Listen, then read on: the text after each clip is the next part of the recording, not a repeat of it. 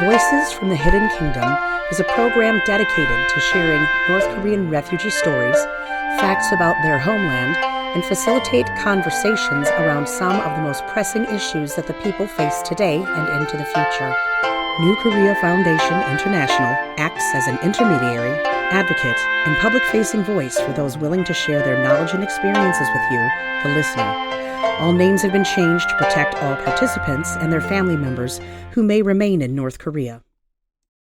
Gender Burden and Invisibility: The Unseen Struggles of North Korean Women. Today's podcast will be a little different than our prior episode due to deeply traumatic subject matter and out of an abundance of respect and caution for the women who've shared their stories with me in the past.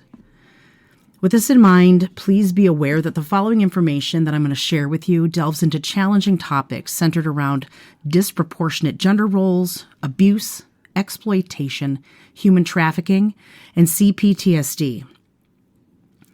If you are sensitive to these topics, I recommend that you take a pause and join us for our next episode in order to prevent any undue stress.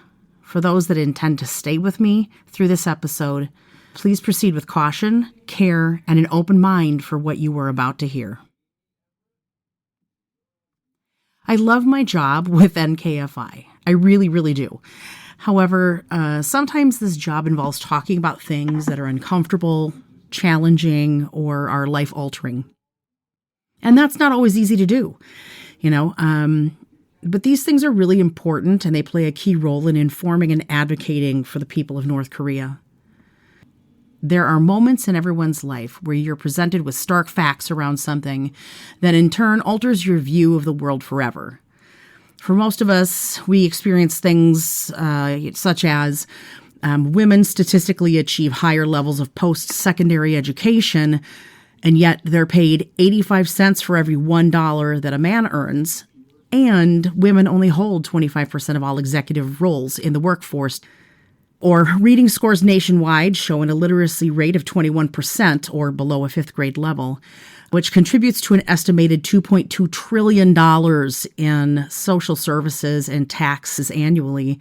That just really is unbelievable. But to push that further, in some states, prison beds and prison max capacity is determined by elementary level reading scores. My mind was blown by that. Nearly 11%, or 35.9 million Americans, live below the poverty line, of which an estimated 1/3 are children. The current poverty line, in case you didn't know, in 2026 is $31,812 annually. Regarding the children that are living in poverty, children at or below this level tend to have lower than average reading skills. So when you think of that compared to the information presented just before, these kids are being thrown into a cycle of illiteracy, poverty, and prison, which is shocking. But America is number one in spending for the military, greater than the next 14 countries combined. Yet we're 36th in educational success. The cost to eliminate hunger globally in 1 year costs roughly $40 billion.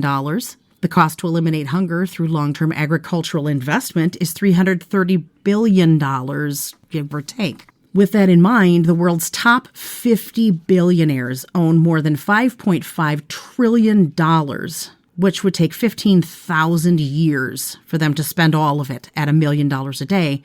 And yet, they could stop global hunger at the drop of a hat with no impact to them. Those are the shocking facts that we're all so used to hearing. And while they're mind-altering, there are entire cross-sections of our global family that are trapped in a silent struggle that the world will never know about unless we, as individuals, step up and say something. For women world over, the fight for safety, security, and equality is all too real. While we are equal in number, studies have shown that women carry a much higher mental and gender burden than our male peers. We work more hours inside and outside the home each week, balance more in every area of life, are underrepresented in politics and business, and fight daily to have the autonomy and basic rights of men. And as infuriating as this is, Our North Korean sisters are struggling under a complex system of barriers, hoops, and patriarchal social systems that hurt and erase them within North Korea and in surrounding countries.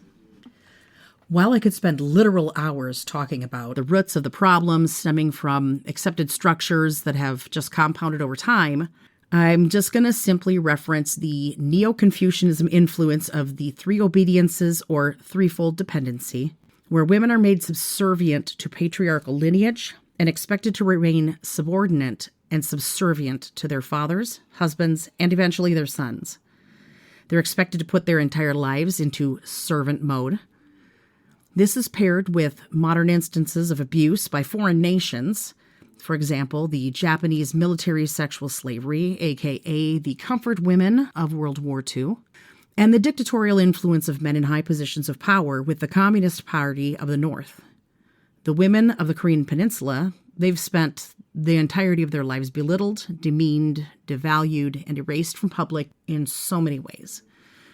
And then there are entirely different levels of abuse, erasure, and disappearing of North Korean women due to the views and treatment of women in neighboring countries, where these women must travel in order to achieve refugee status and officially escape to freedom. Today they're told by their government and the men in their lives who they will be, what they will wear, what they deserve, how they'll behave, how their hair is cut and worn, and what their ultimate role in life is going to be. This blending of historic Neo-Confucianism, communism, patriarchal values, and dictatorship have led women to be undervalued, controlled, exploited, and dying while trying to simply survive. When talking about the modern-day gender burdens of North Korean women, I'm referring specifically to the fact that they are expected to accept jobs assigned to them only to retire from their jobs once married in order to bear children, and then be expected to provide solely within the home and immediately around. The expectation is that they're going to surrender their only remaining autonomy, their whole identity, and life to be subservient to their husband, serve the family, and uphold the regime via the birthing of many children. Unfortunately, in recent years, their husbands haven't been getting paid wages or rations for their work, and any rations they bring home have been well below actual need. Recent trade deals with China and Russia have begun to change this. However, those relationships are volatile, and in order to prevent starvation, especially in the very remote areas between the months of February, which is deep in the winter, and the spring foraging season, the women are expected to pick up the slack. This means that there's an increased burden on women to not only cook, clean, mend, heal, plan and prepare for future needs, and bear children, but also now need to find ways to survive by filling in nutritional gaps and supplementing all food shortfalls via foraging, small-scale farming, and working in marketplaces. Further, the women of North Korea are silently bearing the anger, frustration, infidelity, and the abuse of their spouses. And though they do have the right to divorce, doing so puts them in a position of damaging their reputation within the community and with the state, and puts them at deep risk for deeper poverty, starvation, and more. To speak up is to put themselves in danger. To stay and tolerate it puts their lives at risk. To leave their home country is to risk losing everything, including their lives. But the world isn't talking about this. We're being inundated with news of nuclear ambitions, white-collar crime, trade agreements with foreign nations, in which global leader has had the quippiest soundbite of the week. Meanwhile, our North Korean sisters continue to be burdened, overrun, ignored, shut up, and killed silently within their homeland and the surrounding areas. In order to survive, they remain quiet and hidden, as they're expected to, both in their homeland and in their neighboring regions. To help illustrate the actual scenario that North Korean women are living in, I'd like to share a true-life, personal account with you. I've changed the name of the woman to protect her and her family members, her experience, her life testimony, and what happened to her during her escape. Mara's story. North Korean societal structure is dictated to the people via a specific set of rules and expectations. While men and women are told that they have equal rights, Marriage is a societal standard that is decided not by the individuals, but more of a community scenario based on their political status. Not political party like here in the U.S., but political status, meaning, are you a communist supporter? Are you someone that they're watching? Are you someone who is considered an enemy? People from different parties cannot marry one another. So it's expected that you will marry accordingly, that men will go to work to their assigned roles for food rations, and that women will retire from the workforce and stay home to manage the house and raise the family. However, due to the failure of the food ration system as early as the 1980s and the ever-changing state structure at work, more and more men are working with no pay or rations, and it has now become the responsibility of the women, the wives, the mothers, to bridge the gap and sustain the family any way they can. And yet, they're also expected to stay silent, bear marital abuse, have zero autonomy, and carry the bulk of food acquisition. They're required to do the cooking, preserving, laundry, cleaning, budgeting where they can, and care for both children and their elders. That includes the parents of the wife, but also the husband's parents. The weight of this gender burden has, in many cases, led North Korean women to develop chronic illnesses for which there is no cure. For stress in trying to balance their work and life, and in Korean women sneaking into neighboring countries for work just so that they can provide the absolute basic of needs. And this is the case for most North Korean women that I know.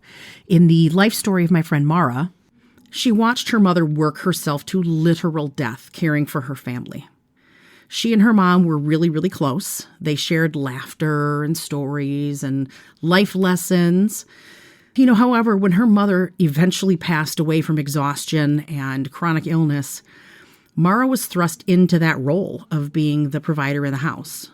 She was just 15 years of age, and she had to find ways to come up with food and make ends meet. Eventually, she became a fishmonger in a local marketplace. However, knowing that she needed to stay enrolled in school in order for her to succeed and be able to earn a living and support her family, she worked 3 days a week and attended school the rest of the week. She worked half the time and went to school half the time, meaning she missed school. And North Korean schools require 60% attendance in order to graduate and be placed in a meaningful job. This nonstop pressure to provide, succeed, and meet the mark really took its toll on Mara, and eventually she fled out of North Korea in her 20s, bringing only the photo of her mother with her. Unfortunately, Mara was caught by human traffickers in a neighboring country. They sold her into marriage to a disabled man who couldn't speak or hear. She didn't know this at the time, but she soon found out that that was who she was married to. The family of the man expected Mara to take on all of the responsibilities of his care, work wherever she could, however she could, and bear children. However, as is the case with North Korean women caught in this same fate, she was horrifically abused, neglected, and she was deeply hated by the family of her husband. And by law, they owed her nothing. They're not responsible for her, and they could have her arrested or repatriated at any time. And if her husband were to have passed away, they could kick her out into the street where she faced arrest and repatriation. The fear and shock that took hold in Mara's life, it was so overwhelming and created such deep levels of despair that she tried to turn herself into the authorities so that she could go back home, knowing that being repatriated is brutal, but her life was more brutal. That's such a deep thing to really think about. Ultimately, having her pleas for help go unnoticed, Mara chose to try running away from her captors. Unfortunately, she was caught and severely punished. And eventually, the family just grew tired of the whole situation and they sold her in marriage to another man. It was at that time, in that relationship, where she found herself pregnant. and afraid for not just herself, but also the future of her unborn child. She knew the deep loss of losing a parent, and she knew the fear of being alone in a foreign land. She knew that she yearned for freedom for herself and her child. And so Mara made the choice to protect herself and her baby, and she never let another person take from her or force anything on her ever again.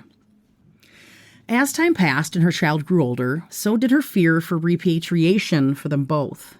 Neither she nor her child were documented immigrants and had no rights to medical care, education, or protections from legal action.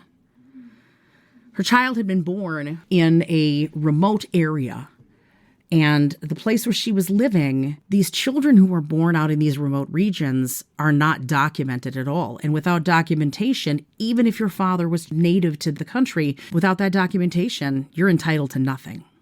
So that fear made her desperate for a way to find some freedom. And so she began making her plan for escape and looking for the right opportunity to come up.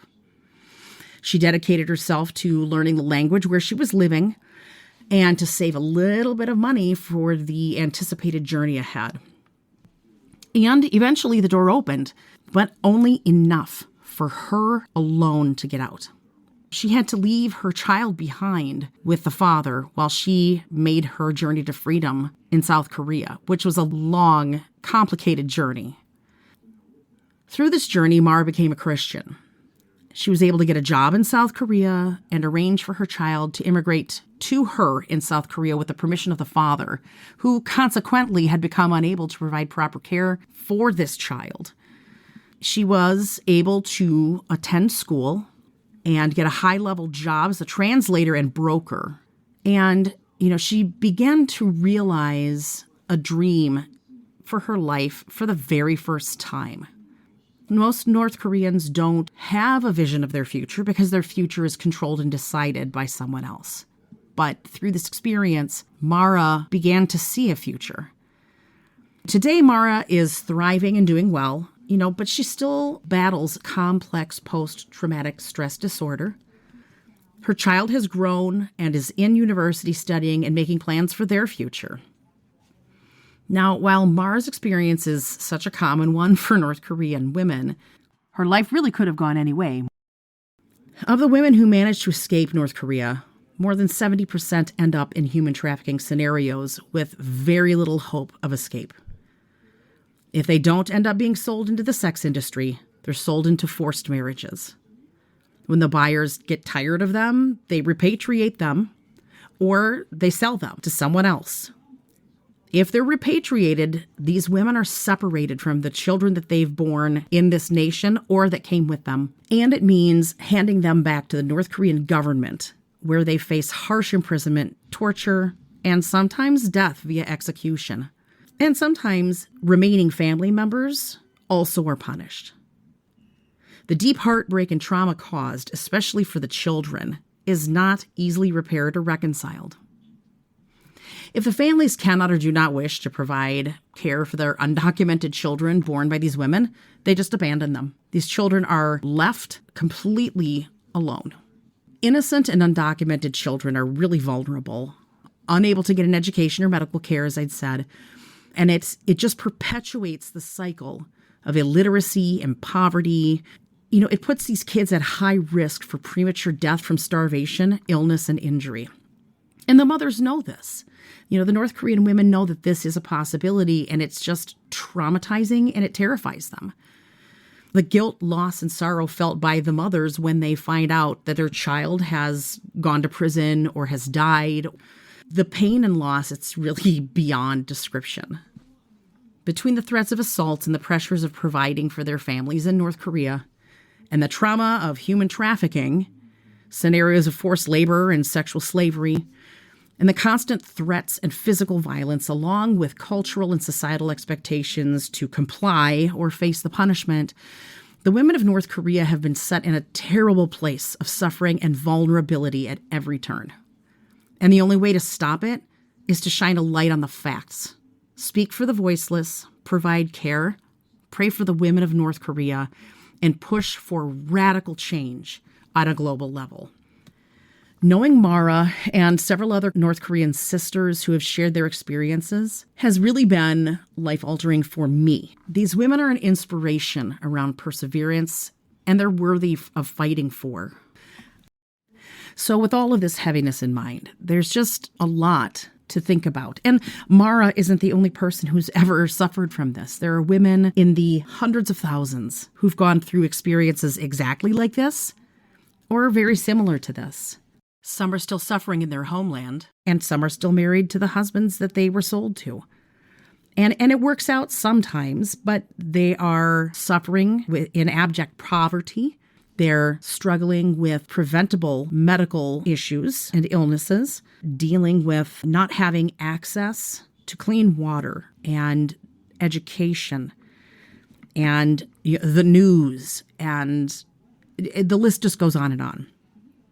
And it's just really, really heavy. And I really encourage you to read more on the issue and think about this, what's going on, and determine how you can get involved. But I do want to shed a positive light on the situation here in that New Korea Foundation International runs a Shalom House network in neighboring countries. This network functions as a safe house where these women can go. They can head to the Shalom House to receive rest and meals and make connections and be connected with someone who can get them to the next step of their journey to freedom in South Korea. But primarily, the Shalom House Network functions as a place where the women can come to receive mental health care for up to 2 years, have access to medical care, both traditional and modern medical care, that is, and receive treatment, access to medications, vaccinations, everything they need to get their health back on track. It also provides a place where the women can come to do laundry. With modern laundry facilities, they can take a shower privately without being watched or be under the fear of being attacked or assaulted by somebody, which does happen in their homes. And it provides, nutritious meals and a place where the women can build a community and connect with other people who are praying for them and to learn about the goodness of God through our dedicated staff. Without it being an overbearing, you must accept Christ to be served. That is not how the Shalom House works. They learn about God from a perspective of encouragement and understanding that they are beautiful creations, created perfectly. And it's really such a vital tool. I'm going to tell you, it is not cheap or free to run this center. It's not cheap or free for our staff to go to remote areas and do checkups on people. So I do want to encourage you to also learn about the work that we do here at New Korea Foundation International, and specifically the Shalom House Project, and ask yourself how you can get involved. How can you support this? How can you commit? What are the gifts and tools you have to help change the lives of these North Korean women who have been so deeply impacted and injured, not only by their country, but by their neighbors? How can we lift them up and heal them, restore them, give them rest, give them hope, and really turn into the amazing individuals they were meant to be? You can visit our website, newkoreafi.org. That's New Korea, F as in Frank, I.org, to learn more about what we do, as well as to find a donate button if donation is in your wheelhouse. We want to invite you to do that. You can also send us messages, ask questions about what we do and how you might be able to contribute to the overall success and stability of the Shalom House Network.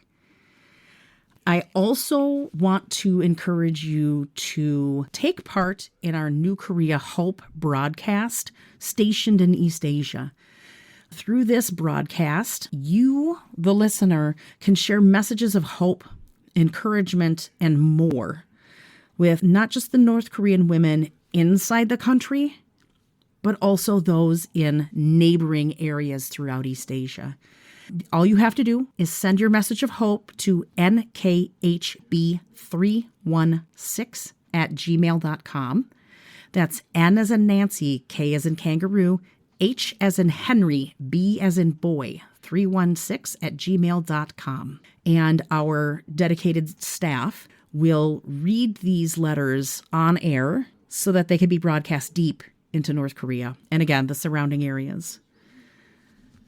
Lastly, if you enjoyed this second podcast of Voices from the Hidden Kingdom, make sure that you click like and you subscribe and share it with your friends, because, again, the only way that we can shed a light on this silent, horrific situation is to shine a light and speak up on behalf of those who can't. Until next time, 안녕히 가세요 and goodbye.